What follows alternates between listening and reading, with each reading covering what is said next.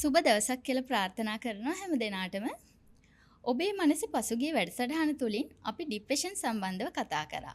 අදත් එවැනිම සුවිශේෂී වූ මාතෘකාවක් පිළිබඳ කතා කරන්න අපත් සමග එකතු වී සිටිනවා මනෝවිද්‍යා උපදේශිකා ඉෂාරා දිසානායක මහත්මිය. ආයුබෝවන් ඉෂාරා මහත්මිය. ආයුබෝවන් රුෂිකා.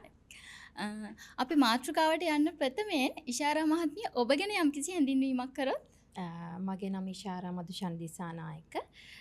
මම වැඩි අධ්‍යාපනය සඳහා ඒෂියා ලීඩර්ෂිප් ඇකඩමි එකෙන් තමයි මගේ කවුන්සලින් අධ්‍යාපනය හැදරුවේ. ඊට පස්සේ NLP USA වලින් හැදිරුවා. මම දැන්ට මනෝවිද්‍යා උපදේශිකාවක් වශයෙන් One Heart Organisation එකේ සම නිර්මාතෘ වශයෙන් කටයුතු කරනවා. ඉෂාරා මහත්මිය අපි සාකච්ඡාවට යනවා නම් ඔබට මතක ඇති මෑත කාලේ බොහෝ පාසල් සිසු සිසුවියන් සහ තරුණියන් අතර සියදිවි නිසා ගැනීම බොහොමයක් අපිට බහුලව දකින්න ලැබුණා. ඉතින් ඔබට මේ ડિප්‍රෙෂන් සහ සියදිවි නසා ගැනීම සම්බන්ධව මොනවද කියන්න තියෙන්නේ? ඇත්තටම රුෂිකා එක හොඳ ප්‍රශ්නයක්. මොකද වර්තමානයේ ලොකු ඛේදවාචකයක් වෙනම ඔය ළමයි ගොඩක් සියදිවි නසා ගන්න හේතුව. මතක ඇති කාලයක් නෙළුම් කුළුණෙන් වැටලා එතන ළමයි 3 දෙනෙක් සියදිවි නසා ගත්තා. ඒකට හේතුව උනේ ඒගොල්ලෝ හොයලා බැලුවාම එක ගේම් එකක් කියලා කියනවා. මම මේක වැඩි විස්තර හරියටම දන්නේ නැහැ. ඒගොල්ලෝ හැබැයි සඳහන් කරලා තියෙන එක ගේම් එකක්. ඒක රෂ්‍යාව වල යුනිවර්සිටි ස්ටුඩන්ට් කෙනෙක් හදපු ගේම් එකක්. ඒක පොසිටිව් පැත්තට ඇවිල්ලා අන්තිමට ඒ කියන්නේ අන්තිම ස්ටෙප් එකේ ඒක නෙගටිව් පැත්තෙන් මරණය දක්වා යන ගේම් එකක් කියලා තමයි කියන්නේ. ඉතින් මේකේ ලොකුම වගකීමක් තියෙන්නේ ඒ කියන්නේ අපි මේකේ ගත්තොත් ඒකේ වගකීම ගන්න ඕනි දෙමව්පියන් මේ සමාජයේ ගොඩාක් සියදිවි නසා ගන්න එකේ දෙමව්පියන්ුයි ළමයි අතර තියෙන බැඳීම හරි කෙටි කියලා මට හිතෙනවා. ඉතින් මේකේ ලොකුම වැරදීම අපිට දෙමව්පියන්ට දාන්න පුළුවන්. මම මේ කියන කතාවෙන් ගොඩක් අය මගෙත් එක්ක ඒ කියන්නේ අමනාප වෙන්න පුළුවන්. ඒත් මේකේ ලොකුම හේතුව දෙමව්පියන්. මොකද අපි ගත්තොත් අවුරුදු 12න් පස්සේ ගෑනු ළමයෙක් ගත්තොත් ඒ ගෑනු ළමයාගේ ඒ කියන්නේ වැඩිවිටියපත් වෙන්නේ අවුරුදු 12න් පස්සේ. ඒකට එයාගේ විරුද්ධ ලිංගිකයන් සමග තියෙන සම්බන්ධතාවයන් ඇති වෙනවා. ශාරීරික එක වෙනස් වීම සිදු වෙන්නේ අවුරුදු 12න් පස්සේ. එතකොට ඒ වගේ අවස්ථාවල ගොඩාක් සම්බන්ධකම් තියන්න ඕනේ දෙමව්පියනුයි ළමයි අතරයි. හැබැයි මේ වර්තමානයේ මට හිතෙනවා දෙමව්පියන් සහ ළමයි අතර තියෙන බොන්ඩ් එක, ඒ කියන්නේ බැඳීම හරි ගොඩක් දුරස් කියලා. ඉස්සර වගේ නෙමෙයි කියලා රුචිකා. දෙමව්පියන්ගේ කාර්යබහුලත්වයත් එක්ක දරුවන්ගෙන් ටිකක් ඈත් වීමට සිදු වෙලා තියෙනවා දැන්. මේකයි රුචිකා. ඒක කාර්යබහුලත්වය කියලා අපිට කියන්න බෑ. මොකද දැන් සමාජයේ අපි ගන්න විදිහට අම්මා තාත්තා කියන දෙන්නම අපි හිතන විදිහට රැකියාවට නිරත වෙන්න පුළුවන්. ඒත් ඒගොල්ලෝගේ ප්‍රධානම දේ තමයි තමන්ගේ දරුවන්. ඒගොල්ලෝ වෙනුවෙන් කාලය ගත කරන්න ඒගොල්ලෝට පුළුවන් වෙන්න ඕනේ. මොකද ළමයිගේ වෙනස් වීම ලොකුවටම දකින්න පුළුවන් තමන්ගේ දෙමව්පියන්ට. දැන් අපි පොඩ්ඩක් හරි මොකක් හරි අපි දෙයක් කරනවා. අපි අපේ භාෂාවෙන් කිව්වොත් අපි හොර වැඩක් කරොත් අපි මුලින්ම දැනගන්නේ අපේ අම්මයි තාත්තයිනේ. ඒ කියන්නේ වැඩි අවධානයක් දක්වන්නේ අපේ අම්මයි තාත්තයි නේද? ඒතකොට දැන් සමාජයේ ඒ තැනට ළමයිගේ ડિප්‍රෙෂන් කියන තත්වය මුලින්ම ඒක අපිට දැනෙන්න ඕනේ අම්මයි තාත්තටයි. මොකද ඒ තත්වෙ ඉන්න දරුවෙක්ට තියෙන කරුණු තමයි ඒ දරුවා හරීම හුදකලාවට. ඒ කියන්නේ තනි වෙලා ඉන්න එයා කැමති වෙනවා. ඒතකොට එයාට අපි උදාහරණයක් විදිහට අම්මා කිව්වොත් එකක් බොන්න එන්න කියලා එයාට ඒක හරි වදයක් වෙන්න පුළුවන්. එයා අර තනියෙන් කාමරයකට වෙලා ඒ කියන්නේ කළුවර තැනකට එයා ගොඩාක් ඒ කියන්නේ ආසයි ජීවත් වෙන්න. ඉතින් ඒ වගේම තමයි ඉස්කෝලේ යන්න කැමති වෙන්නේ නැහැ. ඒකට අපි ගත්තොත් ලෙඩ පැත්තෙන් ගත්තොත් ඒගොල්ලොට ගොඩාක් ඉස්සර අධේ වෙනවා. සැරින් සැරේ බඩේ අමාරුව හැදෙනවා. ඉතින් මේ වගේ දේවල් කියන්නේ අම්මා කෙනෙක්ට දැක ගන්න පුළුවන් වෙන්න ඕනි රුචිකා. ඒ දැන් සමාජයේ ගත්තොත් අම්මා තාත්තා කියන අය මට පේන විදිහට ඒ කියන්නේ රැකියාව කළ ගෙදර ආවත් ඔය සෝෂල් මීඩියා කියන තැනයි ස්මාර්ට්ෆෝන් කියන තැනයි නිසා ඒගොල්ලෝ ගොඩාක් බලන තමන්ගේ වැඩ ඉවර වෙලා ටග් ගාලා Facebook එකට යන්නයි ඒ දේවල් බලන නිසා ළමයි අතර තියෙන ගනුදෙනුව ඒගොල්ලෝකින් දුරස් වෙලා තියෙනවා කියලා මට හිතෙනවා. තමන්ගේ දරුවා ගැන හොඳ අවධානයෙන් බැලුවොත් ඔබටත් තේරෙවි ඔබේ දරුවට මෙවැනි තත්ත්වයන් තියෙනවාද කියලා. දෙමාපියන් වශයෙන් දරුවෙක්ට මේ වගේ තත්ත්වයක් ඇති වෙලා කියලා මේ දෙමාපියන් දැනගන්නේ කොහොමද? මෙහෙමයි රුචිකා, ඒක අපිට දැනගන්නේ ඒ වගේ දරුවන්ට ගොඩක් වෙලාවට හරියටම කේන්ති යනවා. පොඩි දෙයටත් කේන්ති යනවා.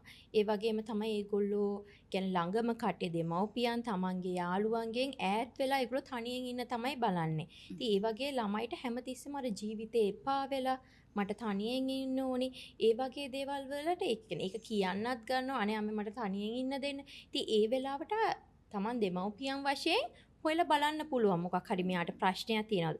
මොකද ගොඩාක් ප්‍රශ්න වලට හේතුව තමයි මේ වයස සීමාව කියන්නේ ඕනම කෙනෙක්ගේ අලුත්ම ජීවිතයක් ආරම්භයක්නේ. ගෑනු ළමයෙක් වේවා පිරිමි ළමයෙක් වේවා අවුරුදු 12 16 කියන්නේ ඒ ළමයිගේ ජීවිතේ පටන් ගන්න කාලේ. ඉතින් එතකොට ඒගොල්ලෝ තමන්ගේ දෙමව්පියන් තමන්ට ආකර්ෂණය වෙන්නේ නැත්තම් තමන් ගැන හොයලා බලන්නේ නැත්තම් විරුද්ධ ලිංගිකයන් සමග සහ විරුද්ධ කට්ටියත් එක්ක ඒගොල්ලෝ විශ්වාස කරන්න ගන්නවා. ඉතින් ජීවිතේ ගොඩාක් හැරහුම් ලක්ෂයක් වෙනවා. ඉතින් ඒ තැන්වල සමහරට දෙමව්පියන්ගෙන් ඒ කියන්නේ ඒගොල්ලොට උදව්වක් නැති වුනහම සමහරට හොඳම යාළුවෝ ඔය අපි කියන්නේ බෙස්ටි බෙස්ට් සංකල්පයක් කියලා. ඉතින් ඒගොල්ලෝ කියන දේ තමයි හරි දේ. ඒගොල්ලෝ කියන තමයි ඒගොල්ලෝ මොකක්ද කියන්නේ ඒක වැරදි දෙයක් වෙන්න පුළුවන්. ඒ වුණාට රුචිකා ඒගොල්ලෝ හිතන්නේ දැන් මට ඉන්නේ මගේ යාළුවා විතරයි. ඉතින් මගේ ජීවිතේ හැමදේම මම දැන් කියන්නේ යාළුවට. සමහර විට ඒ යාළුවා තමයි ඒ ළමයාගේ හොඳ වගේම නරක දේත් වෙන්න පුළුවන්. ඔබේ දරුවට හෝ ඔබේ යාළුවෙක්ට හෝ මෙවැනි සංකුලතා තත්ත්වයන් තියෙනවා නම් ඔන්න ඔබටත් අවස්ථාව තියෙනවා මේ උපදෙස් හරහා ඔවුන්ගේ ජීවිතේ සතුටින් තියන්න ලස්සන කරන්න උදව් වෙන්න. එතකොට ඉෂාරා මහත්මිය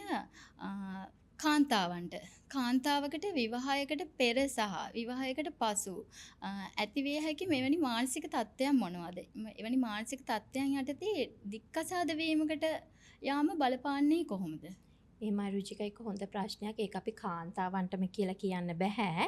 කාන්තාවන්ට වගේම පිරිමි පාර්ශවයටත් ඇතිවන ගැටලු තියෙනවා. අපි උදාහරණයක් විදිහට ගත්තොත් විවාහයට පෙර ගත්තොත් දැන් ඇත්තම කතාව සමාජ දෙකක සංස්කෘති දෙකක දෙන්නෙක් තමයි එක වහලක් යටට එන්නේ. ඉතින් අපි ගත්තොත් එක ගෙදරක හැදෙන කෙනා නෙමෙයි තවත් ගෙදරක හැදෙන්නේ. පිරිමි ළමයෙකුයි ගෑනු ළමයෙකුයි ඇත්තට මේක විවිධාකාර අහසයි පොළවයි වගේ.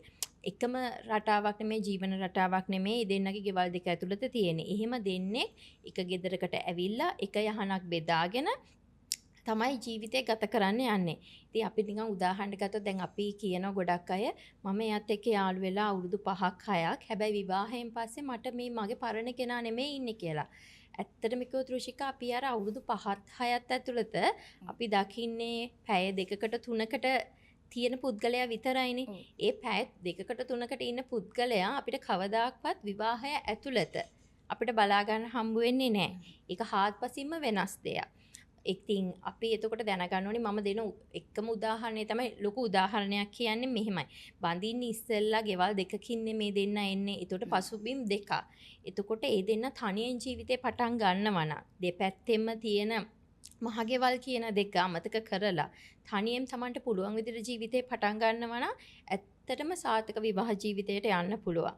මොකද එතකොට කාන්තා පාර්ශවයට වෙන්න පුළුවන්, පිරිමි පාර්ශවයට වෙන්න පුළුවන් ඇතිවන ගැටලු මහගෙවල් වලින් කියන ඇතිවන ගැටලු ගොඩක් අඩු කරගන්න පුළුවන්. හොඳයි ඉෂාරා මහත්මිය එතකොට දැන් මේ නව යෝන් පරපුරේ බොහෝ දෙනෙක් විවාහයෙන් පස්සේ කෙටි කාලයකින් දික්කසාදය සඳහා යොමු වෙනවා. මේකට හේතුව මොකද්ද? රුෂිකා ඇත්තම කතාව දැන් සමාජයේ ඔයා දකින්න ඇති. අපි සෝෂල් මීඩියා ගත්තොත් ගොඩක් අය කියනවා අනේ බඳින්න කැමති නෑ. මම වයසට යනවා ඊට වඩා හොඳයි. ඒ ඉතින් ඇතිවන සම්බන්ධතා නිසා. ඇත්තම කතාව දික්කසාද වීමට අපි හිතමු දෙන්නෙක් විවාහයෙන් පස්සේ දික්කසාද වීමට ප්‍රධාන හේතුව තමයි දෙන්න අතර තියෙන සංනිවේදනයේ දුර්වලකම. කියන්නේ ඒ දෙන්න අතර කමියුනිකේෂන් එකක් නෑ හරියට. දැන් අපි උදාහරණයකට ගත්තොත් අපේ හස්බන්ඩ් කියන කෙනා එළියට යනවා කියනකො එයා තියෙන්නේ හරි කාර්යබහුල ජීවිතයක්. ඒ වෙලාවට වයිෆ් කෝල් කරලා එයාගෙන් අහනවා ඔයා කොහෙද ඉන්නේ කියලා. ඒකට දෙන උත්තරේ අර එක්කත් හරි මං ඔයාට ගන්නම් කියලා කට් කරනවට වඩා එයා ඒක ආදරෙන් ඔයාට මොකක් හරි ප්‍රශ්නයක්ද මම පොඩ්ඩක් බිසි මං ඔයාට පස්සේ ගන්නම්. ඒක එයා කියන දෙයින් ඒ කියන්නේ දෙන්න අතර තියෙන කමියුනිකේෂන් එක සංනිවේදනය නිසා තමයි ගොඩාක් ප්‍රශ්න ඇති වෙන්නේ. Tamanට ඕන දේ ඇත්තටම මේ අපි සංස්කෘතියක් කියලා දෙයක් තියෙනවනේ. දැන් ඇත්තම කතාව තව දික්කසාද වීම ලොකුවට බලපානවා ලිංගික ජීවිතය. ඒ කියන්නේ ෆිසිකල් රිලේෂන්ෂිප් එක.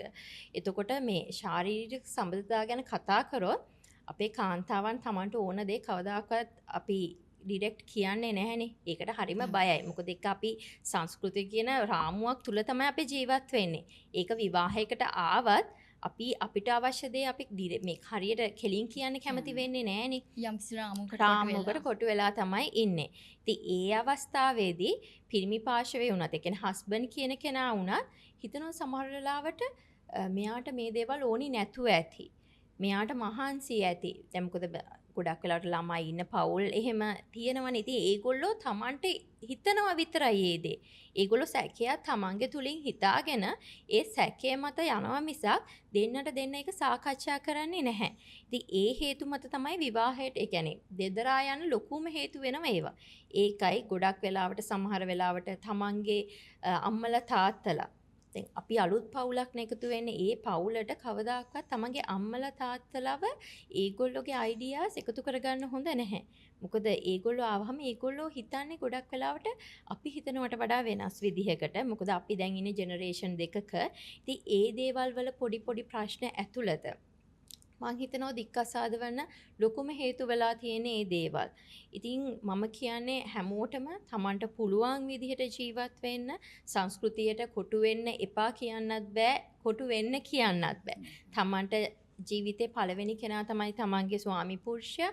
Tamanට ප්‍රශ්නයක් තියෙනවා නම් ඒක වෙන කාගෙන්වත් කියත් වෙන අයගෙන් උපදෙස් ගන්නවට වඩා Tamanට තියෙන ප්‍රශ්නේ ගේ ඇතුළෙම තමන්ම විසඳගත්තොත් එකිනෙකා සමග සාකච්ඡා කරගත්තොත් දික්කසාද අඩු කරගන්න ලංකාවේ ඇත්තටම පුළුවන්. හොඳයි. අද දවසේ කතාබහ ඔබට බෙහෙවින් ප්‍රයෝජනවත් වන්නට ඇතැයි කියා සිතනවා. ඔබට හෝ ඔබේ නෑදෑ හිතවතෙකුට ඔබගේ මිතුරු මිතුරියකට මෙවැනි ගැටලුකාරී තත්ත්වයන් තියෙනවා නම් තිරයේ දිස්සන එතුමියගේ දුරකථන අංකය හරහා එතුමිය සම්බන්ධ කරගන්න පුළුවන්. ඉෂාර මහත්මිය ඔබටත් බෙහෙවින් ස්තුතියි අද දවසේ අපේ වැඩසටහන සමග සහභාගී වුණාට. නැවත වැඩසටහනකින් සම්බන්ධ වෙන බලාපොරොත්තු වෙන ඔබේ නිවසින් අපි සමු ගන්නවා. ආයුබෝවන්.